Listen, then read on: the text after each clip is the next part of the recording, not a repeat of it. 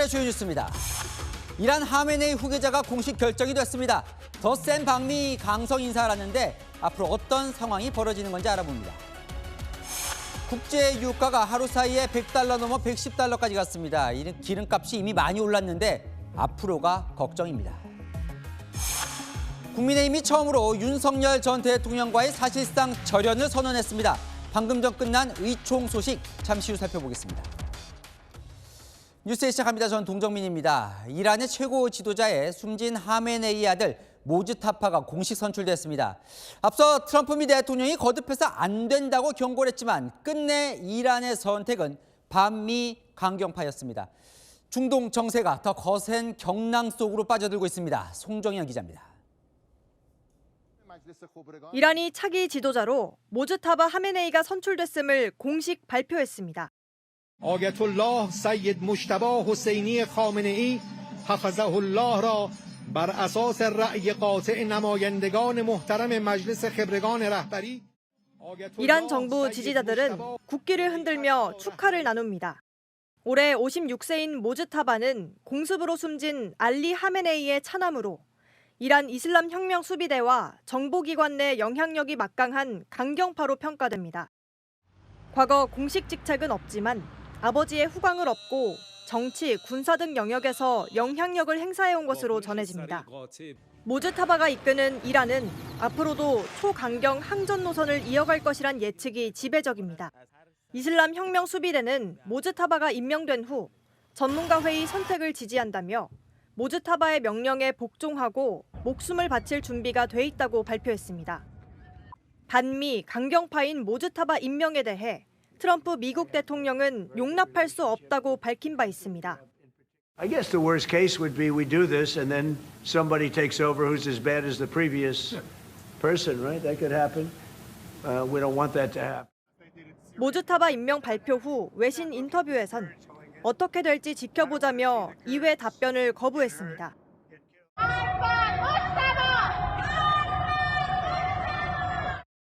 수도 테헤란에서도 새 지도자에 반대하는 반정부 움직임이 목격됐습니다.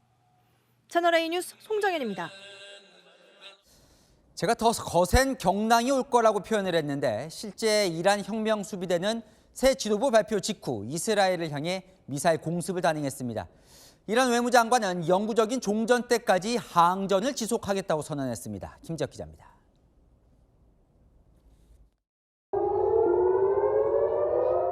이스라엘 최대 항구 하이파에 공습 사이렌이 울려 퍼지고 요격 미사일의 화염이 허공을 가릅니다.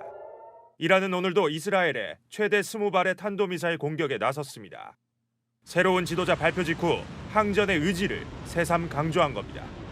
아바스 아라그치 이란 외무장관은 일시 휴전에는 만족할 수 없다고 밝혔습니다. So there should be a permanent end of the war. And unless we get to that, I think we need to continue fighting. 특히 지난해 6월 이른바 12일 전쟁 당시에는 휴전을 받아들였으나 지금은 그때와 상황이 상당히 다르다며 강경 입장을 고수했습니다. 이란의 이번 미사일 공격은 새로운 최고 지도자를 지명한 지 불과 몇 시간 만에 전격적으로 이루어졌습니다. نیروهای مسلح توانمند ما مقتدر جمهوری اسلامی حداقل برای یک جنگ تمام عیار 6 ماهه پر شدت با همین ریتم فعلی 앞서 혁명 수비대는 최소 6개월 이상의 고강도 전면전 수행 의지를 강조한 바 있어 장기전에 대한 우려가 커져가고 있습니다. 채널A 뉴스 김지혁입니다. 이란은 거침없이 이 주변 걸프국 공격도 멈추질 않고 있습니다. 이란 대통령이 주변국에 사과를 했지만 그 직후 바로 공격을 재개했고 사우디에선 민간인 첫 사망자도 나왔습니다.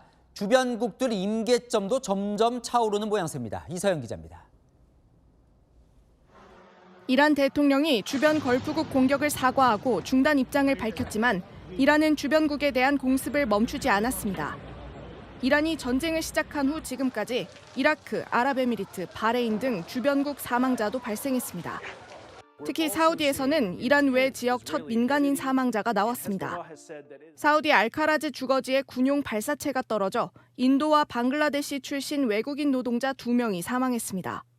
이란은 식수 공급을 차단하기 위해 바레인의 담수화 시설도 집중 타격하고 있습니다. 바레인 수도 남쪽 약 5km 떨어진 시트라 지역이 이란의 무인 드론 공격을 받았는데 30명 이상이 다치고 4명이 중상을 입은 것으로 전해집니다. 부상자 중에는 생후 2개월 영아 등 미성년자가 다수 포함돼 있는 것으로 파악됩니다. 또 바레인 마나마 대학교도 폭격을 받아 캠퍼스 곳곳에 큰 구덩이가 생기고 건물 주변이 파편으로 뒤덮였습니다. 주변국들은 이란의 공격을 즉각 중단하라며 강하게 반발했습니다. أنه لا يؤسفنا ما تعرضت له بلادنا العزيزة والدول العربية والشقيقة والدول الصديقة. They have to stop the attacks right away. It should stop instantly. 또 쿠웨이트의 아리잔 미군 캠프 전력망이 손상되는 등 에너지 시설에 대한 공격도 이어지고 있습니다. 전날 석유 산업지대와 90층짜리 스카이스크레이퍼 건물이 공격당했던 아랍에미리트는 현지 시각 어제 이란 공격을 요격했다고 밝혔습니다. 채널A 뉴스 이서영입니다. 이란이 그래도 버티면서 역공에 나설 수 있는 그 배후로 러시아가 지목되고 있습니다. 이란 정부도 러시아와의 제휴를 숨기지 않았습니다. 김승희 기자가 이어갑니다. 이란 정부가 러시아와의 군사적 협력을 공개적으로 인정했습니다. We have a strategic partnership with Russia. It has been in the past and is still there and will continue in the future. 이란과 러시아는 지난해 미국의 이란 공습 이후 포괄적 전략 동반자 협정을 맺었습니다. 러시아는 이란제 샤헤드 드론을 우크라이나전에 사용하고 이란은 러시아의 방공체계 등을 들여왔습니다. 이번 전쟁에도 러시아와의 군사협력 정황이 드러나고 있습니다. CNN이 보도한 위성사진엔 아랍에미리트 미군 사드 포대에 이란의 공습 흔적으로 보이는 검은 점이 포착됐습니다. 워싱턴 포스트 등은 러시아가 이란의 미군 자산의 표적 정보를 제공하고 있다고 보도했습니다. 트럼프 대통령은 러시아의 도움이 전황을 바꿀 정도는 아니란 입장입니다. 하지만 전쟁이 장기화되면 러시아의 군사적 개입이 더 노골화될 수 있다는 관측도 나옵니다. 채널A 뉴스 김승입니다. 네, 안 기자, 국제부 성일환 기자 나왔습니다. 결국 모즈타바가 됐네요. 근데 아버지보다 더한 존재예요? 네, 이 모즈타바 시대를 한마디로 예측한 외신의 섬뜩한 문장이 있습니다. 이 바로 세계는 그의 아버지 시대를 그리워하게 될 것이라고요. 그만큼 후계자인 모즈타바가 부친보다 훨씬 강경하고 이 잔혹한 노선을 택할 거란 분석이 지배적입니다. 네, 모즈타바 해왔는데 사실 그동안 거의 알려져 있지 않는 인물이거든요. 어떤 인물이에요? 네, 모즈타바는요, 사실 대중 앞에 자주 서는 정치인은 아닙니다. 이 아버지 뒤에서 권력을 조율해온 이 문고리 권력에 가깝습니다. 특히 이란 내 유혈 진압의 막후 설계자로 전해지는데요. 대표적으로 2009년 대선 부정 의혹 당시에 거리로 나온 수백만 명의 시민을 강경 진압한 배후로 지목이 되고요. 또 최근 반정부 시위 때도 모즈타바가 현장 지휘관들에게 더 무자비하게 대응해라, 장비를 더 투입해라며 강경 진압을 요구했다는 보도도 있습니다. 아, 보통 인물은 아니네요. 그런데 정작 아버지는 생전에 이 세습을 원치 않았다, 이런 보도가 나오던데요. 네, 맞습니다. 이 하메네이는요, 1979년 이슬람 혁명 당시에 세습 왕정인 팔레비 왕조를 무너뜨린 장본인이죠. 하지만 자신이 후계자로 점찍은 라이시 대통령도 헬기 추락으로 사망하면서요, 결국 막판엔 핏줄을 택했다는 분석이 많습니다. 여러 아들 가운데서도 정권 핵심에 가장 깊이 들어간 차남에게 후계 자리를 넘겨줬던 거죠.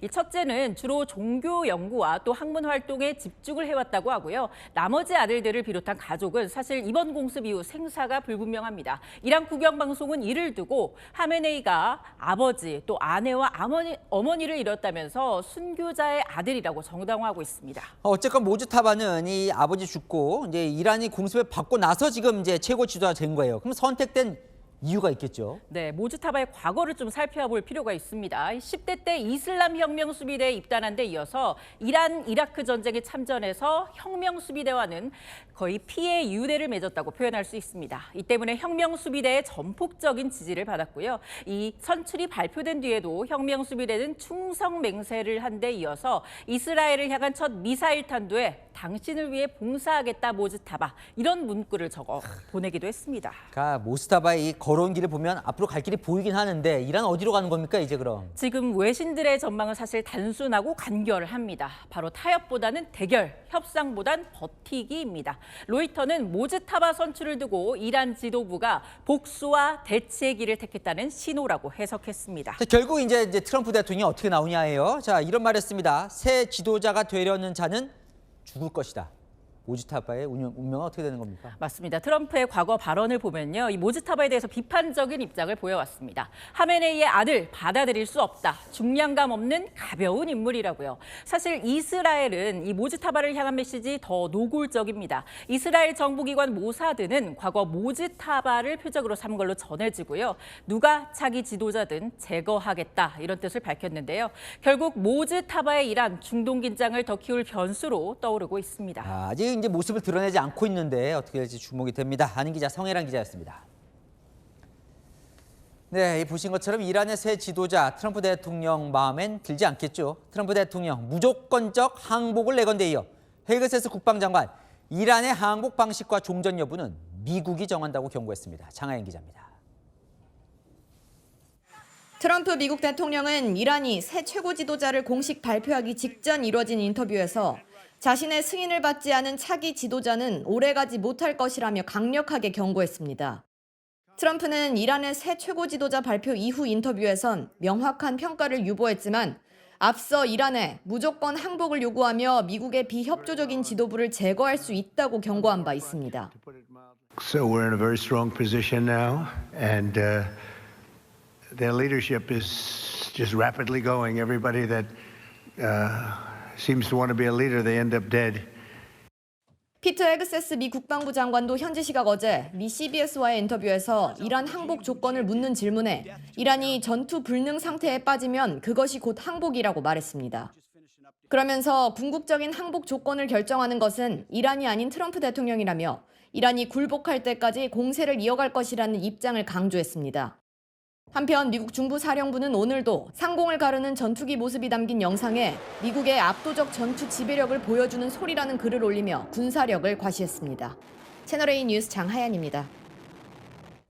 이스라엘이 이란의 석유 저장고를 정밀 타격하고 있습니다. 테헤란은 시커먼 스모그와 함께 기름비가 내렸는데요.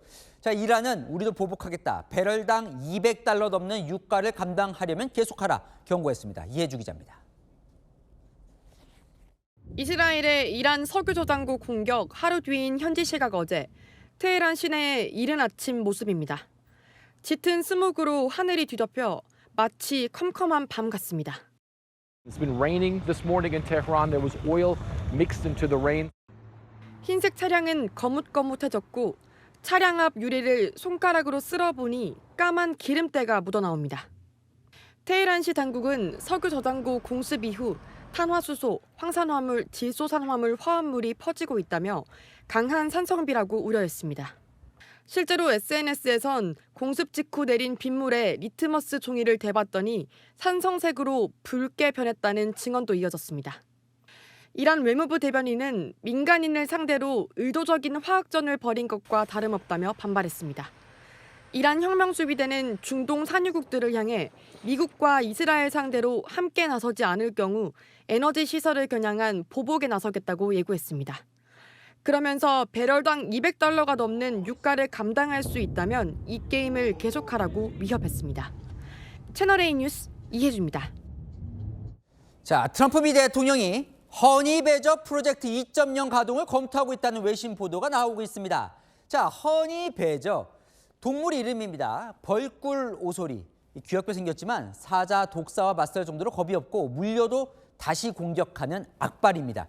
자, 역사가 있습니다. 1980년 미국은 이란 테헤란에 잡혀있는 미국인 인질 52명 구출 작전에 돌입합니다. 일명 독수리 발톱 작전. 사막의 모래 폭풍을 만나면서 대실패로 끝납니다. 카터 대통령이 칼을 갈고 추진한 작전이 바로 허니 배저 구출 작전. 밤에 투입할 최정예 특수부대를 창설합니다. 델타 포스와 네이비 실도 영향을 줬다고 하는데요. 자, 이번에 다시 한번 이란의 특수부대를 투입해 기습 공격하는 안을 검토한다는데요. 허니 배저 프로젝트 2.0 뭘 구상하고 있는 건지 이준성 기자가 보도합니다. 미국이 이란의 고농축 우라늄 확보를 위해 특수부대 투입을 검토 중인 것으로 알려졌습니다. 미국의 한 인터넷 매체는 이번 작전을 통해 60% 농축 우라늄 450kg을 확보하려 한다고 전했습니다. 이란의 핵 위협 방지가 이번 공습의 목표인 만큼 특수부대를 파견해 핵물질을 완전히 제거하거나 핵 전문가들을 투입해 현지에서 희석하는 두 가지 방안이 거론됩니다. 트럼프 대통령은 우라늄 확보를 위한 지상군 투입 가능성을 부인하지 않았습니다. And at some point, maybe we will. You know, that'd be a great thing. We wouldn't do it now. Maybe we'll do it later. 뉴욕타임스는 미 고위 관계자를 인용해 트럼프의 지상군 투입 계획은 대규모가 아닌 소규모 특수작전이라고 보도했습니다. 작전 방식으로는 지난 1980년 주 이란 미 대사관 인질 사건 당시 허니 배저 프로젝트가 거론됩니다. 하지만 작년 6월 미국의 핵시설 타격 이후 이란의 고농축 우라늄 행방이 묘연해져 시간이 걸릴 거란 관측도 나옵니다. 채널A 뉴스 이준성입니다. 미국 본토 전 지역에서 테러 경계가 높아지고 있습니다. 무슬림인 맘다니 뉴욕시장 관저 앞에서 반이슬람 시위와 맞불 시위가 동시에 열리면서 폭발물 투척 사건이 발생했습니다. 미국 공항에서도 폭발물 위협 신고로 대피 소동이 벌어지고 있습니다. 뉴욕 조아라 특파원이 전합니다.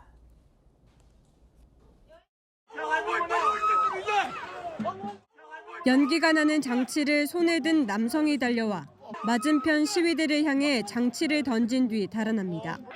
현지 시각 그제 뉴욕시장 관저 앞에서 열린 반이슬람 시위와 맞불 시위가 충돌하는 과정에서 폭발물을 던지는 사건이 벌어졌습니다. 맞불 시위 측 이 남성은 또 다른 폭발물을 건네받아 불을 붙이려다 결국 경찰에 체포됐습니다. 맘다니 시장 공간 바로 맞은편인 이곳에서 폭발물 투척 사건이 발생한 데 이어 인근 차량에서도 추가 폭발물이 발견되면서 대피 소동까지 벌어졌습니다. 뉴욕 경찰은 폭발물 가운데 하나는 심각한 부상이나 사망을 초래할 수 있는 사제 폭발 장치라고 밝혔습니다. 수사 당국은 폭발물을 던진 10대 남성 2명의 펜실베이니아 자택까지 수사를 확대하고 극단주의 무장단체 IS와의 연관성을 조사하고 있습니다. 9.11 테러의 기억이 남아있는 뉴욕 경찰은 대이란 전쟁 이후 도심 주요 지역에 대한 경계를 한층 높인 상태입니다. Also, behind the scenes, you have teams of investigators and analysts who are the part of our process that you don't see. 한편 미국 캔자스시티 국제공항에서도 폭발물 위협 신고가 접수되면서 항공기 운항이 3시간 동안 중단됐습니다. 허위 신고로 드러났지만 일부 터미널에 대피 명령이 내려지면서 승객 등 약 2,000명이 활주로로 긴급 대피했습니다. 애틀랜타에서도 무장경찰이 비행기에 올라타 한 남성을 체포하는 등 미국 전역에서 테러 경계가 강화되고 있습니다. 뉴욕에서 채널A 뉴스 조아라입니다. 중동 상황이 길어지는 가운데 주한미군의 패트리엇이 이미 한반도에서 반출된 걸로 알려졌습니다. 패트리엇 포대와 함께 관련 병력도 함께 나갔다고 하는데 우리 방산업체엔 중동 국가들의 무기 공급 요청이 이어지는 걸로 전해집니다. 박선영 기자가 보도합니다. 주한미군 패트리엇 포대의 중동행 여부에 대해 함구한 국방부. 주한미군 전력 운용 관련해서는 우리 정부가 언급하는 것은 적절하지 않습니다. 한 방산업체 관계자는 패트리엇 포대 일부가 이미 중동으로 빠져나갔다며 무기를 운용할 병력도 함께 나간 것으로 알고 있다고 밝혔습니다. 지난해 6월 미국의 이란 핵시설 공습 당시에도 패트리엇 2개 포대와 관련 병력 500여 명이 순차적으로 이동한 바 있습니다. 항공 추적 사이트에 따르면 패트리엇 등 대형 군자산을 이송할 수 있는 미군의 C-5가 지난달 28일과 지난 2일 각각 한국에서 이륙했고 미군 대형 수송기 C-17의 경우 지난 3일부터 7일까지 오산 기지에서 집중적으로 이륙했습니다. 특히 지난 5일 오산기지에서 이륙한 C-17은 미 앵커리지를 거쳐 전쟁 지역과 가까운 지중해의 중동 인근 해역으로 이동한 게 확인됐습니다. 방산업계 관계자는 중동 국가들의 무기 공급 요청도 폭증했다며 대공 무기뿐만 아니라 공격형 복합 무기 요청도 늘고 있다고 밝혔습니다. 아랍에미리트 측이 조기 납품을 요청한 것으로 알려진 한국판 패트리엇 천궁2와 관련해선 아랍권 매체들이 한국이 천궁2 유도탄 30여 기를 아랍에미리트에 긴급 인도했다며 어려운 시기에 도움을 준 고마운 친구라고 보도해 납품 사실을 사실상 확인했습니다. 채널A 뉴스 박선영입니다. 네, 국제유가는 심리적 저항선인 배럴당 $100를 넘어 장중 $120까지 위협했습니다. 중동 사태 전 $60대였는데 불과 열흘 사이 이렇게 폭등한 겁니다. 호르무즈 해협 봉쇄로 산유국들이 잇따라 감산에 나서면서 유가가 $150까지 오를 수 있다는 경고마저 나옵니다. 우현기 기자입니다. 국제유가 기준 지표인 브렌트유 가격이 $100 선을 뚫고 텍사스산 원유는 $119.48까지 찍었습니다. 배럴당 $100를 돌파한 건 지난 2022년 7월 이후 처음입니다. 세계 원유 수송의 핵심 통로인 호르무즈 해협이 막힌 영향이 큽니다. 한 외신은 최근 며칠 동안 호르무즈 해협을 통과한 건 이란 관련 유조선, 중국 소유로 알려진 벌크선 2척에 불과했다고 보도했습니다. 주요 산유국들은 감산에 나서고 있습니다. 쿠웨이트는 호르무즈 봉쇄 상황 등을 고려해 원유와 정제 처리량을 감축한다고 밝혔고 이라크도 하루 150만 배럴의 원유를 감산한 걸로 전해졌습니다. 골드만삭스는 국제 유가가 이달 말엔 배럴당 $150까지 이를 수 있다고 경고했습니다. 유가가 이 $100 선을 조금 더 고공행진하게 된다 그러면은 세계 경제가 지금 시장에서 예측하는 것보다 빠른 속도로 둔화할 수 있는 것 아니냐. 국제 유가 급등에 주요 7개국 G7 재무장관이 전략 비축유를 공동 방출하는 방안을 검토하고 나섰습니다. 비축유 방출이 필요 없다던 미국이 적극 나서는 것으로 전해져 논의 결과에 관심이 모아집니다. 채널A 뉴스 우현기입니다. 네, 이렇게 치솟는 유가에 트럼프 대통령은 평화를 위한 작은 대가라고 했지만 당장 이 여파는 우리 일상 곳곳에 번지고 있습니다. 1,900원까지 오른 기름값에 조금이라도 싼 주유소를 찾아 차량들이 길게 줄을 섰습니다. 그마저도 금세 동나기도 했는데요. 정부는 유가 안정을 위해 이번 주 안에 최고 가격제를 시행할 방침입니다. 김지윤 기자입니다. 주유소 입구부터 차량 10여 대가 도로 한 개 차로를 차지해 줄지어 서 있습니다. 휘발유를 리터당 1,769원에 파는 곳입니다. 지금 일부러 여기 찾아왔고 단가가 싼 걸 알고 찾아오게 됐어요. 너무 많이 올랐어요. 가동률이 있습니다. 우회전 차로에 긴 줄이 늘어섰고 직진 차량에 유턴 차량까지 끼어들기를 시도합니다. 지나가려는 차량과 뒤엉키면서 도로는 아수라장이 됐습니다. 주유 대기줄에 직접 서봤습니다. 저희 취재차 앞에 차량 14대가 대기하고 있었는데요. 이 주유기 앞까지 오는데 20분이 넘게 걸렸습니다. 차량이 몰리며 휘발유가 동난 이 주유소는 결국 오후 3시 판매가 종료됐습니다. 휘발유 재고가 없어요? 네, 재고가 없어요. 기름 한 방울 넣지 못한 채 돌아간 차들도 있습니다. 오늘 전국 휘발유 평균 가격은 어제보다 7원 올라 1,900원을 돌파했습니다. 그다음 되죠. 지나가다가 주유소 가격을 때 항상 봐요. 싼 데 있으면 이제 그다음 생각났다가 3, 40분 돌았던 것 같아요. 차이가 너무 많이 나니까 차라리 도는 게 더 경제적이더라고요. 운전자들은 조금이라도 싼 주유소를 찾아다니고 있습니다. 채널A 뉴스 김지윤입니다. 특히 직격탄을 맞은 건 한 번에 수백 리터씩 경유를 넣어야 하는 화물차 기사들입니다. 경유 가격이 더 가파르게 오르면서 휘발유 값을 앞질렀습니다. 김지유 기자가 보도합니다. 25톤 덤프트럭을 모는 김동수 씨. 최근 급등한 경유값에 걱정이 깊습니다.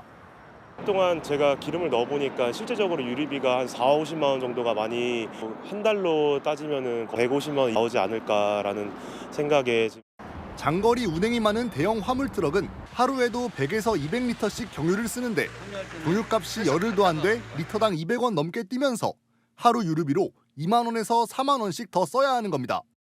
기름값이 더 들어도 화물 운송 비용은 그대로다 보니 늘어난 유류비만큼 수입이 줄어듭니다.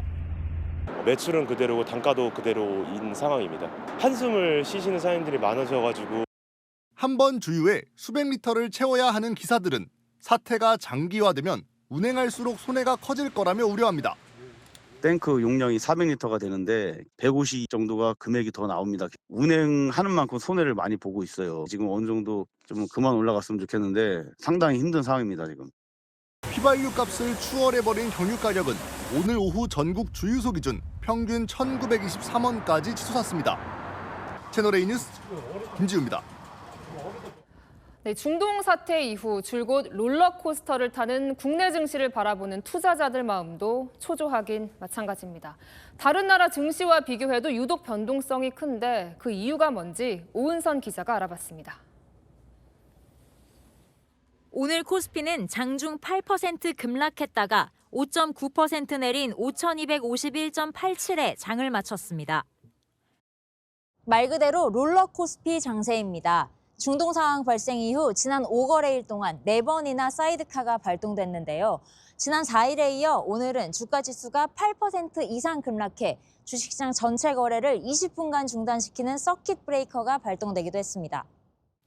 삼성전자는 7.8%, SK하이닉스는 9%대까지 떨어지는 등 코스피 상승을 이끌던 반도체 대형주들이 일제히 약세를 보였습니다. 외국인이 3조 2천억 원 넘게 팔았지만 개인은 4조 6천억 원 넘게 사들이며 하락장에서 물량을 받아냈습니다. 국제유가가 배럴당 100달러를 넘어선 충격이 영향을 준 것으로 보입니다. 다른 아시아 증시와 비교해도 코스피의 낙폭이 더 컸던 이유가 뭘까? 마침 이제 반도체 슈퍼사이클 때문에 주가도 이제 많이 올라와 있으니까 외국인 입장에서는 현금화하기 가장 쉬운 자산부터 팔고 나가는 거죠. 특히 이제 두바이유 비중이 한국이 절대적으로 높기 때문에 이런 나라가 원유 급등과 원유 수급에 문제가 생겼을 때 가장 경제적인 충격이 클 수 있다. 원달러 환율이 장중 1,490원대를 찍으며 16년 만에 가장 높은 수치를 기록하기도 했습니다. 채널A 뉴스 오은선입니다. 네, 중동에 발이 묶여있던 우리 국민 200여 명이 전세기를 타고 오늘 새벽 귀국했습니다. 이륙 직전까지 울려대는 공습 경보에 한시도 마음을 놓을 수 없었다는데요. 공항에 마중 나온 가족들을 마주하고서야 안도했습니다. 노은수 기자입니다. 입국장 문이 열리고 아부다비에서 귀국한 우리 국민들이 속속 들어옵니다. 늦은 밤 마중을 나온 어머니는 무사히 돌아온 두 딸을 얼싸안습니다. 할머니도 애타게 기다린 두 손녀를 품에 안고서야 졸였던 마음이 풀립니다. 오늘 하루 종일 울었어. 파편이 막 이렇게 떨어져서 운전기사도 죽었다 그러고 막 이러니까 얘네들도 오는데 차 타고 오는데 경보 그거 사이렌이 울려가지고 3번이나 울렸어요. 3번이나 울렸대. 아부다비발 정부 전세기로 입국한 우리 교민과 관광객은 203명. 한국행 비행기에 타기 직전까지도 공습 경보는 계속 울렸습니다. 공항에서 테러 맞을까 봐 되게 무서웠어요. 2번, 3번인가 울렸거든요, 경보음이. 대피했다가 또 이제 경보음 이제 해제돼가지고 다시 또 나왔다가 몇 번을 이렇게 반복하면서 와서. 저기 구석에 숨었다가 다시 나왔다가 그걸 매번 반복을 했어요. 아, 이거 못 떠나면 어떡하나. 정부는 성인 한 명당 140만 원을 항공권 값으로 치르는 조건으로 전세기 탑승 신청을 받았습니다. 폭격수를 계속 나는 거야. 그래서 안 되겠다. 가자. 또 전세기도 있다 하고 그러니까 얼른 막 한 시간 만에 짐 대충 싸가지고 손자만 데리고 나왔죠. 중동에 체류하는 우리 국민이 전세기로 귀국한 건 이번이 처음입니다. 정부는 현재 아랍에미리트에 단기 체류 중인 우리 국민이 1,400명가량 된다고 보고 전세기 추가 투입을 검토 중입니다. 채널A 뉴스 노은수입니다. 영공이 폐쇄돼 하늘길이 막힌 이스라엘에선 우리 교민들의 피난 행렬이 이어지고 있습니다. 내일은 수십 명이 육로를 통해 이집트로 탈출합니다. 광민경 기자입니다. 김 위에 흰 밥을 펴서 김밥을 만듭니다. 만든 김밥은 용기에 담아 쌓아놓습니다. 현지 시각 내일 오전 이스라엘을 2차로 탈출하는 우리 교민 40여 명이 이동 중에 먹을 음식입니다. 이스라엘 예루살렘에서 이집트 동부까지 미니버스로 약 9시간을 달리는 장거리 이동이다 보니 비상식량으로 라면도 챙깁니다. 최근 예루살렘은 하루에도 수십 번씩 공습경보가 울립니다. 새벽 5시 반 또 이란에서 미사일이 날라옵니다. 영공 폐쇄로 하늘길이 막혀 육로 피난이 유일한 방법입니다. 미사일이나 자폭 드론이 예루살렘 영공을 지나가니까 사이렌 언제 울릴까 막 이런 속에서 이제 계속 반복된 삶이에요. 지난 3일에도 이스라엘 교민 113명이 18시간 만에 이집트 카이로에 도착했습니다. 당장 머물 곳이 마땅치 않은 이스라엘 교민을 위해 이집트 한인회는 숙소와 음식을 준비 중입니다. 국경을 안전하게 넘을 수 있느냐가 변수입니다. 한 명 한 명 다 일일이 체크해 가면서 하느라고 그냥 2시간 정도를 거의 잡혀 있었다고 그래요. 이스라엘에 남아있는 우리 교민은 600여 명. 하늘길이 안 열리면 상당수가 육로 탈출을 고려해야 하는 상황입니다. 채널A 뉴스 광민경입니다. 국민의힘 의원 107명 전원이 오늘 사실상 절윤 선언을 했습니다. 윤석열 전 대통령의 정치적 복귀를 요구하는 일체 주장에 명확히 반대한다. 지난해 4월 탄핵 이후 340일 만입니다. 손인혜 기자입니다. 지방선거를 앞두고 당 노선을 정하기 위해 긴급 의원총회를 소집한 국민의힘. 우리는 전륜한다라는 의미로 분명히 메시지를 내는 게 선명성 또는 우리 미래를 위해서 옳은 일일 것이다. 3시간 넘게 이어진 비공개 의원총회에서 국민의힘 의원 107명 전원 명의로 결의문이 채택됐습니다. 윤석열 전 대통령의 정치적 복귀를 요구하는 일체의 주장에 명백히 반대합니다. 논란이 됐던 윤석열 전 대통령과의 절연을 선언한 겁니다. 지난해 4월 윤 전 대통령 탄핵 이후 340일 만입니다. 지방선거를 앞둔 상황에서 오세훈 서울시장이 후보 등록을 하지 않는 등 당 운영에 대한 위기감을 느낀 것으로 보입니다. 국민의힘은 12.3 비상계엄 선포에 대한 사과와 당내 갈등을 증폭시키는 모든 행동과 발언을 중단하겠다고도 했습니다. 비공개 의원총회에서는 선대위원장이 선거를 이끌어야 한다, 혁신 선대위를 꾸려야 한다 같이 장동혁 이선 후퇴론으로 해석될 수 있는 의견도 나온 것으로 전해집니다. 채널A 뉴스 손인입니다. 오늘 국민의힘의 이른바 절윤 선언은 당의 노선 변화를 요구하며 어제 후보 등록하지 않고 배수진을 친 오세훈 서울시장의 영향이 적지 않습니다. 오 시장 측 일단 요구가 상당 부분 반영됐다며 긍정적인 반응을 보이고 있습니다. 정성원 기자입니다. 당내 노선 변경이 없다면 중대 결심을 할 수도 있다며 공천 신청 마감 날인 어제 후보 등록을 하지 않은 오세훈 서울시장. 저는 조용히 당에서 의원총회에서 어떤 논의가 이루어지고 결정이 이루어지는지 기도하는 심정으로 기다릴 순간이라고 생각합니다. 오늘 의총 결과에 대해 일단 말을 아꼈습니다. 오 시장 측은 채널A에 결의문이 나온 지 얼마 안 돼 논의를 하고 있다고 밝혔습니다. 오 시장 측 한 관계자는 당 지도부가 오 시장 입장을 상당히 받아준 것 아니냐며 긍정적인 반응을 보였습니다. 당 소속 의원 전원의 이름으로 사실상 절윤 선언이 이뤄진 만큼 추가 공천 신청에 나설 가능성도 점쳐집니다. 당 공천관리위원회는 당장 추가 접수를 하지 않고 내일부터 예정된 공천 심사에 나섭니다. 채널A 뉴스 정성원입니다. 민주당 서울시장 경선도 불이 붙고 있습니다. 정원호 전 성동구청장이 이재명 대통령을 12번 언급하며 공식 출마를 선언했습니다. 다른 후보들은 정 전 구청장은 반사체라며 견직을 날렸습니다. 서창호 기자입니다. 정원호 전 성동구청장이 오늘 서울시장 출마를 선언했습니다. 지난 대선 당시 이재명 대통령과 같은 영상 출마 선언 형식이었습니다. 약 12분 분량의 영상에선 이 대통령을 12번이나 언급했습니다. 이재명 정부의 대전화는 서울에서도 이재명 정부의 정책과 맞닿는 정치적 신뢰. 이른바 명픽 후보를 앞세운 전략으로 보입니다. 경쟁 후보들은 일제히 견제구를 날렸습니다.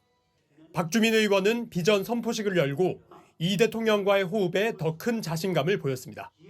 호흡이 잘 맞을 것이다 정도가 아니라 이미 이재명 대통령과 수많은 일을 했던 사람이 더 좋지 않을까? 전현희 의원은 정 전 구청장을 본인의 능력보다는 후광에 기댄 반사체라고 평가했습니다. 정 전 구청장의 정책이나 비전 정보가 제공되지 않고 있다면서 서울시장은 반사체가 아닌 발광체가 돼야 한다고 지적했습니다. 채널A 뉴스 서창우입니다. 네, 안희 기자, 정치부 이남희 선임 기자 나왔습니다. 이제 조금 전에 끝난 국민의힘 의총에서 어쨌든 처음으로 사실상 절윤으로 해석될 수 있는 메시지 나온 거예요. 그렇습니다. 오늘 아침까지만 해도요. 당 노선 변화 요구하면서 후보 등록을 안 한 오세훈 시장, 그리고 후보 없이 선거 치를 수 있다고까지 한 이정현 공관위원장의 강대강대치 이어졌습니다. 그런데 이렇게 가다간 다 죽는다, 선거 망친다는 위기감에 송은석 원내대표 의원총회 열어서 결의문 채택 주도한 겁니다. 이 결의문에는요, 윤석열 전 대통령 정치적 복귀를 요구하는 일체의 주장에 명확히 반대한다, 이런 입장 처음으로 담겼습니다. 이 밖에도 계엄에 대한 사과, 또 당내 갈등 증폭시키는 발언 중단 등의 내용이 포함됐습니다. 근데 이제 송원석 원내대표가 읽었어요. 그냥 장도익 대표가 궁금한데, 장 대표 그동안 이 절연 얘기에는 사실 거부를 해왔잖아요. 그러면 오늘 이 결의문에 장 대표는 이렇게 서명한 거예요? 앵커가 언급한 것처럼 지금 송 원내대표가 의원들 대표해서 결의문 읽었고요. 자, 결의문을 제가 실무를 준비해 왔습니다. 보시면은요, 가장 아랫부분에 국민의힘 국회의원 일동이라고 돼 있습니다. 장동혁 대표도 당연히 여기에 포함이 됩니다. 국민의힘 의원 일동이다, 이런 결의문 내면서 장 대표 배려하고 좀 면을 세워준 측면도 있지만요. 또 좀 뒤집어 보면 장 대표 패싱하고 절윤 메시지 채택했다, 이런 목소리도 나오고 있습니다. 오늘 의총에서는요, 또 혁신 비대위로 선거 치러야 되는 거 아니냐, 또 장 대표 이선 후퇴해야 된다, 이런 비판도 쏟아졌다고 하더라고요. 자, 일단 그러면 이 당 노선 변경 요구했던 오세훈 시장 후보 등록하는 겁니까? 일단 오 시장 측이요, 잠시 뒤에 8시 반 뉴스가 끝난 뒤에 입장을 밝힌다고 합니다. 이제 오 시장 측과 조금 전 통화할 때 이런 반응을 보이더라고요. 정말 오 시장이 선거 치르기 어렵다는 구청장, 시의원, 구의원 등 그런 전체 목소리를 대변해서 이렇게 말을 한 건데, 지금이라도 당이 화답해서 다행이라고요. 사실은 당초 후보 등록을 안 했던 오 시장의 선택지, 후보 등록 아니면 무소속 출마 아니면 불출마 3가지였습니다. 하지만요, 일단 윤어게인 세력과 절연해야 한다, 이런 요구를 당이 수용한 모양새잖아요. 그래서 오 시장이 가장 바랬던 당 노선 변경 뒤 후보 등록이란 선택지를 택할 가능성이 가장 높아 보입니다. 잘 들었습니다. 안희 기자, 이남희 선임 기자였습니다. 이재명 대통령이 이 빈대 잡자고 초과 삼관 태워서는 안 된다며 개혁은 외과 시술하듯 정교하게 해야 한다는 취지의 글을 올렸습니다. 사법개혁, 검찰개혁 두고 여당 내 강경파의 우려를 전한 것이라는 해석인데, 쉽게 당내 상황이 정리될 분위기는 아닙니다. 이상원 기자입니다. 오늘 오전 이재명 대통령이 개혁은 외과 시술적 교정이 유용할 때가 많습니다라는 제목의 글을 SNS에 올렸습니다.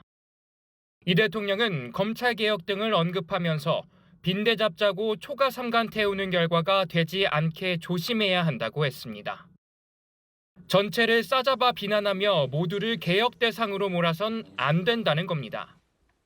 최근 검찰개혁 법안 처리 과정에서 여권 강경파의 뜻대로만 갈 수 없다는 우려의 취지로 해석됩니다. 현재 여당 내 강경파는 검찰개혁 문제는 정부가 아닌 법사위에 맡겨달라는 입장입니다. 여당 내 강경파는 검찰이 보안 수사권을 확보할 수 없도록 법안으로 못 박자고 주장하고 있습니다. 법사위의 의견을 충분히 개진할 기회를 제공받지 못했고요. 기회를 달라라고 했는데 그 부분이 잘 만들어지지가 않았습니다. 많이 이제 고쳐야 되는 문제라고. 여당 지도부는 과도한 갈등을 우려하며 속도 조절에 나섰습니다. 일부 좀 미세 조정이 필요하거나 이런 부분들이 좀 있는데 내부 협의를 좀 통해서 3월 안에는 추진해야 되는 거 아니냐. 청와대 관계자는 이 대통령이 사법이든 검찰개혁이든 후퇴하려는 것이 아니라며 과도한 속도 내기를 지양하는 것이라고 설명했습니다. 채널A 뉴스 이상원입니다. 조국 혁신당 대표가 민주당을 향해 강한 경고 메시지를 냈습니다. 저열한 공격을 또 하면 연대는 어렵고 본인의 이 보궐선거 출마도 다자 대결에서 이길 거라고요. 이솔 기자입니다. 최근 민주당의 송영길 전 당대표께서 느닷없이 저와 조국혁신당을 향해 호남에서 이삭 줍기 말고 영남으로 가라라고 말씀하셨습니다. 모욕과 폄훼를 멈추십시오. 조국 혁신당 대표는 창당 2주년 기자회견에서 송영길 전 대표를 직접 겨냥했습니다. 지역구 공천 가능성에 반발한 강득구 민주당 최고위원에 대해서도 실명을 언급하며 강한 불쾌감을 드러냈습니다. 어느 지역구에 어느 후보를 낼 것인가는 저희가 결정하지 강득구 최고위원님의 허가를 받을 사안이 아닙니다. 왜 그런 예민하신지 잘 이해가 안 됩니다. 합당 반대파가 무차별 공격을 퍼붓고 있다며 저열한 공격이 또 벌어진다면 연대도 어려울 것이다. 연대 철회 가능성도 시사했습니다.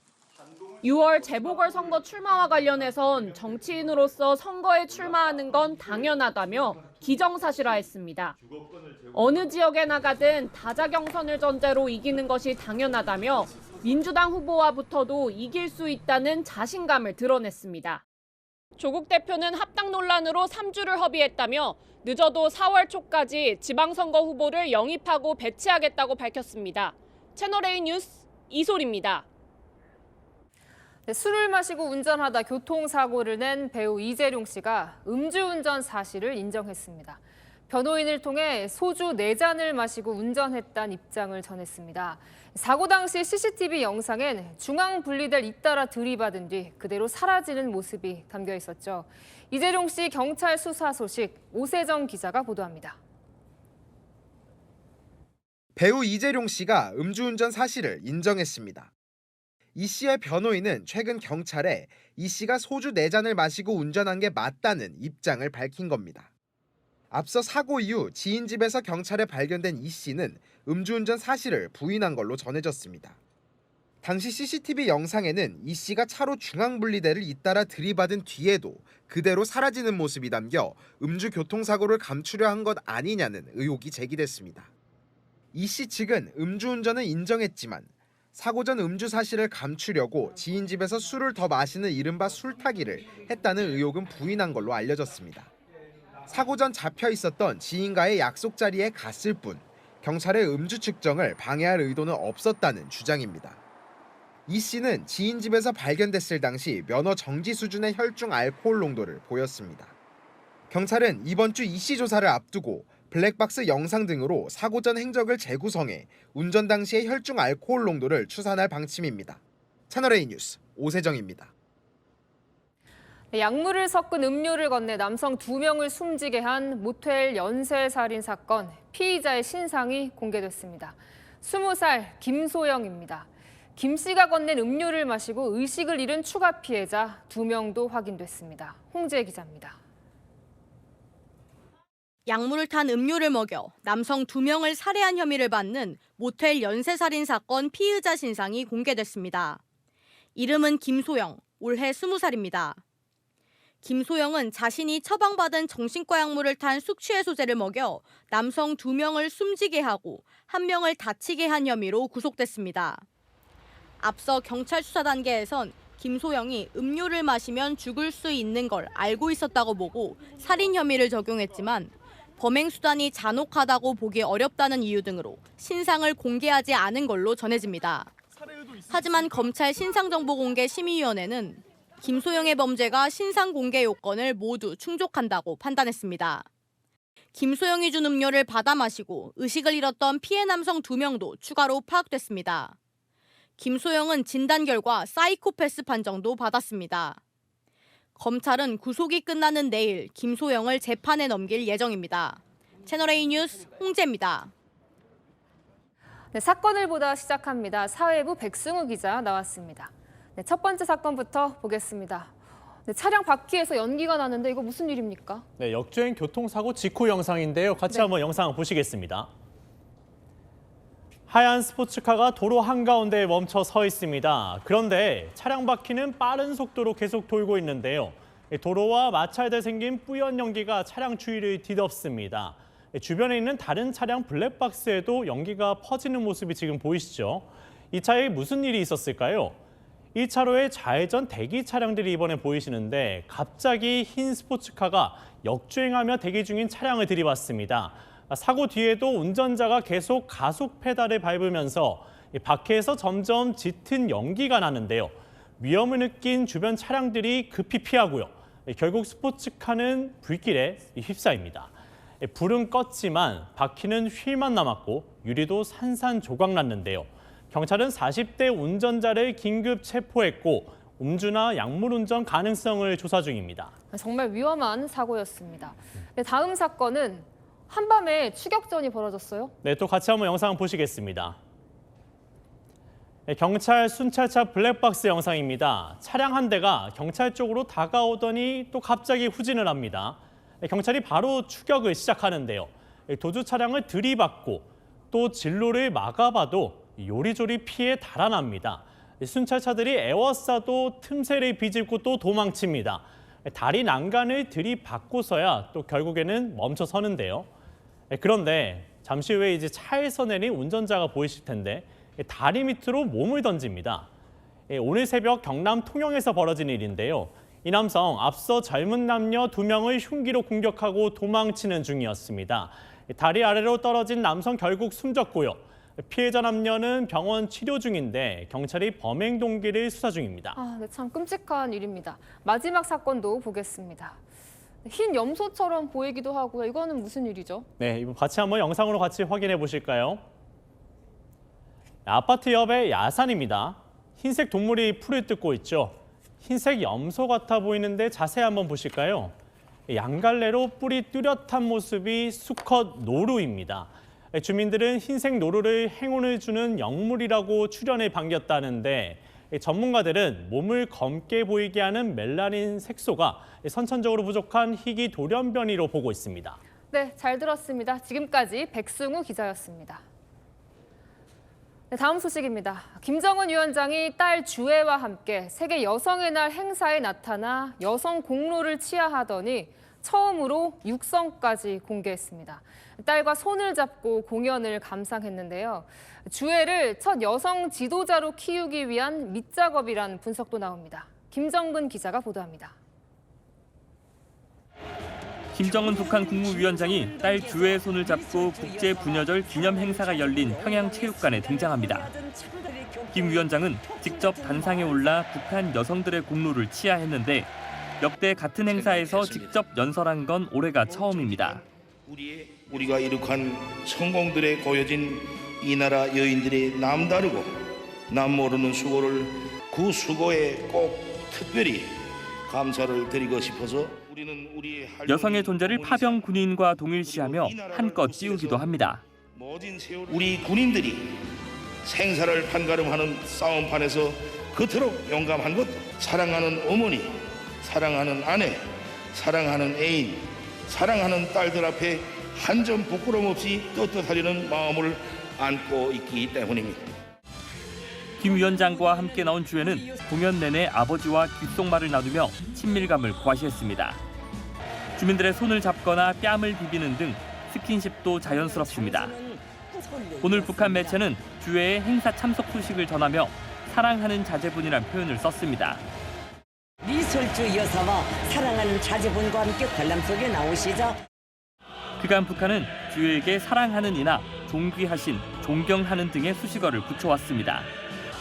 딸 주애가 유력한 후계자로 거론되는 상황에서 여성의 지위를 높이고 주애의 존재감도 띄운 걸로 풀이됩니다.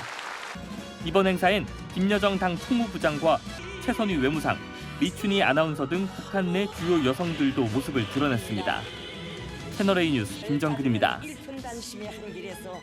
네, 중국에서 야생 원숭이가 차 안으로 들어왔습니다. 태연하게 과자 봉지까지 뜯어서 간식을 다 먹고 나서야 차에서 내렸습니다. 김대욱 기자입니다. 차량 뒷좌석에서 원숭이가 오렌지를 맛있게 까먹습니다.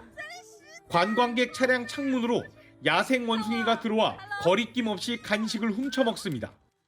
과자 봉지까지 뜯더니 과자도 모두 먹어치웁니다. 든든하게 간식을 챙겨 먹은 원숭이는 차량에서 내려 유유히 사라졌습니다. 헬리콥터가 착륙하고 관광객들이 황급히 올라탑니다.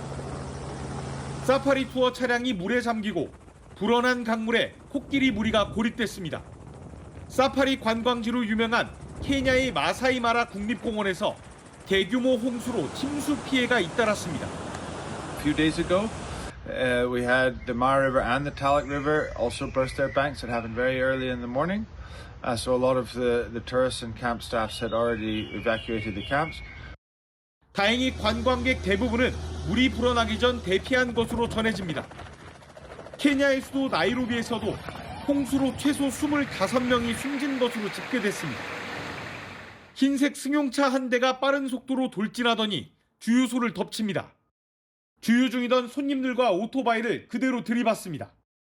이 사고로 승용차 운전자 등 6명이 크게 다쳐 병원으로 옮겨졌습니다.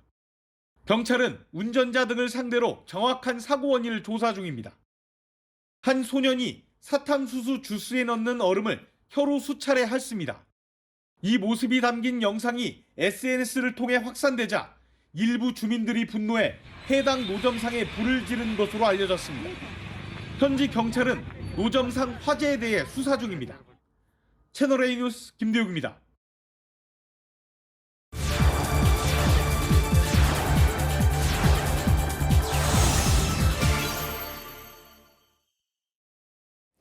네, 와인으로 유명한 프랑스 부르고뉴의 오래된 성에 늘어선 장독대들, 어딘가 익숙하면서도 이색적이죠. 이곳에서 만든 한국 고유의 김치와 장이 미식의 나라 프랑스를 사로잡았다는데요. 세계로 뻗어나가는 한국의 맛, 세계를 가다 파리 유근영 특파원이 취재했습니다. 프랑스 와인의 본거지인 부르고뉴 지방의 드베이시. 고즈넉한 도로를 지나다 보면 오래된 성 하나가 나옵니다. 김치 샤또로 불리는 이곳은 프랑스 귀족의 성을 연상케 합니다. 하지만 외부로 나가면 180도 다른 풍경이 펼쳐집니다. 한국 항아리 수십 개에 직접 담근 된장, 고추장, 시간장이 익어가고 있습니다. 밭에서는 갓, 고추, 마늘, 부추, 생강파 등 김치 재료들이 자라나고 있습니다. 맛이 세지 않고 맛이 부드러운, 그래서 이분들에게 가까이 갈 수 있는 김치로 담고 있어요. 이곳의 비건 김치는 매주 100kg씩 팔려나갈 정도로 인기입니다. Moi, je connais le kimchi parce que je l'ai goûté en Corée du Sud et j'ai appris aussi à le faire. Donc, je n'achète jamais le kimchi industriel. 이곳 김치 샤또에서 담근 시간장이 들어간 비건 김치는 프랑스뿐 아니라 유럽 전역으로 배달되고 있습니다. 이곳은 지역의 한국문화센터 역할도 하고 있습니다. Et les alentours, parce qu'il n'y a pas que de verre, il y a aussi des communes aux alentours. Et les gens s'intéressent à la culture coréenne et viennent découvrir, je pense. 프랑스인들의 사랑을 받는 프리미엄 K푸드는 이뿐만이 아닙니다. 한국 종갓집장을 직접 공수해서 파는 프리미엄 장 전문점이 파리 한복판에서 성업 중입니다. 슈퍼에 비해 1.5배 정도 비싸지만 평일 점심 줄을 설 정도로 인기입니다. 한국에서 식자재를 직접 발굴해 소개하는 플랫폼도 성업 중입니다. 고추장 인기와 함께 명인의 장독대도 한 해 1000개가량 판매되고 있습니다. J'aime bien venir une fois par mois pour le gochujang, le gochugaru et surtout l'huile de sésame. 한국에 관심도 있고 고급 식자재 소비가 되는 분들이 이 시장에 들어와서 이제 쓰고 사가기 시작했다는 거죠. 고급 식재료 수요에 부응할 수 있는 다양한 전략이 필요하다는 지적이 나옵니다. 파리에서 채널A 뉴스 유근영입니다. 네, 인공지능 알파고와 이세돌 구단이 세기의 대결을 벌인 지 딱 10년입니다. 바로 그 자리에서 이세돌 구단 다시 한번 인공지능과 바둑 대결을 펼쳤습니다. 누가 이겼을까요? 이 소식은 윤수민 기자가 취재했습니다. 막판 알파고의 반격이 이어졌지만 이세돌은 끝까지 승기를 지켜냈습니다. 10년 전 이세돌 구단과 인공지능 알파고가 세기의 대결을 펼쳤던 그 자리에서 이세돌 구단과 AI가 다시 만났습니다. AI 스타트업 미넨스가 주최한 행사에서 이세돌 구단은 음성 명령을 내려 20분 만에 AI 바둑 프로그램을 만들었습니다. 깔끔하고 모던한 세련된 느낌으로 만들어주세요. 직접 만든 프로그램과 대국을 시작하자마자 거침없는 AI의 마수에 깜짝 놀랍니다. 엄청나게 장고를 하고 그렇게 해도 저는 자신이 없는데 이거는 진짜로 사람이 이길 정도의 그런 실력 그게 아닌 것 같습니다. 빠른 대국 속도에 맞추다 보니 실수도 나옵니다. 잘못 듣는데 이거는 몰라도 되나요? 이거는 결국 도움을 요청합니다. 바둑 선생 한번 해볼까요? 다시? 가르쳐줘 선생님. 그때는 알파고의 지시를 받아 사람이 대국에 참여했다면 이번에는 AI와 모니터로 바로 대국을 하면서 속도가 더 빨라졌습니다. 이 구단은 이제는 AI와 협업해야 하는 시대라며 AI의 발전을 인정했습니다. 채널A 뉴스 윤수민입니다. 네, 삼성전자 노조가 파업을 위한 찬반 투표에 들어갔습니다. 과반이 찬성하면 5월 21일부터 창사 이래 두 번째 파업이 시작되는데요. 노조 측이 파업에 참여하지 않는 직원들에게 불이익 가능성을 언급하면서 논란을 낳고 있습니다. 김태우 기자입니다. 삼성전자 노조는 오늘부터 18일까지 파업 찬반 투표를 실시합니다. 성과급 상한선 폐지를 두고 사측과 합의에 이르지 못했기 때문입니다. 이런 가운데 파업에 참여하지 않는 직원들에게 인사상 불이익 가능성을 언급한 노조 측의 발언이 논란이 됐습니다. 명단을 관리해서 추후 과반 노조로서 강제 전배나 혹은 해고 경우에 조합과 협의가 필요합니다. 그분들을 우선적으로 안내할 수 있도록 하겠습니다. 파업 기간 회사 협조 사례를 신고하면 포상하는 제도도 운영하겠다고 밝혔습니다. 노조는 이에 대해 사측과 인사협의를 할 때 조합원을 우선 보호한다는 취지라고 해명했습니다. 이번 투표에서 과반이 찬성하면 오는 5월 21일부터 18일간 총파업이 진행됩니다. 채널A 뉴스 김태우입니다. 내일 아침엔 쌀쌀하지만 낮에는 기온이 쑥 올라 포근해집니다. 다만 전국적으로 먼지가 말썽을 부립니다.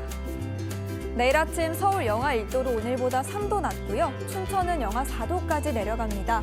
내륙을 중심으로 서리가 내릴 수 있습니다. 한낮에는 서울 9도, 대구 12도로 오늘과 비슷한데요. 내륙 지역은 일교차 15도 안팎으로 크게 나겠습니다. 모레까진 대체로 기온이 평년과 비슷한데요. 주 후반으로 갈수록 예년보다 크게 따뜻해집니다. 한편 내일 대부분 지역이 먼지 농도 나쁨 수준인데요. 당분간 비 예보가 없어서 대기질이 계속 탁하겠습니다. 날씨였습니다. 뉴스에 마칩니다. 시청해주셔서 감사합니다.